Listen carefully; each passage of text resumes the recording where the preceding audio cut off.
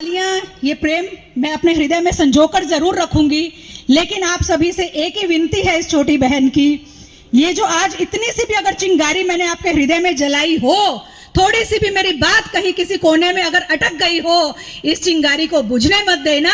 क्यों कि कैसे भी हो ये तस्वीर बदलनी चाहिए, भले धुंधली सही, कैसे भी सही ये तस्वीर बदलनी चाहिए।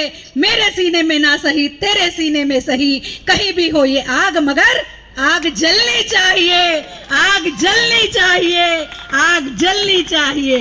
भारत माता की, भारत माता की। धन्यवाद।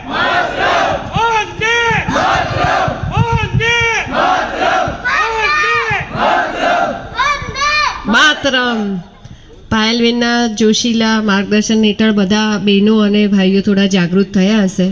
વધારે વિશેષ જાગૃત થવું હોય ને તો કેરલા 2 સ્ટોરી થિયેટરમાં લાગ્યું છે.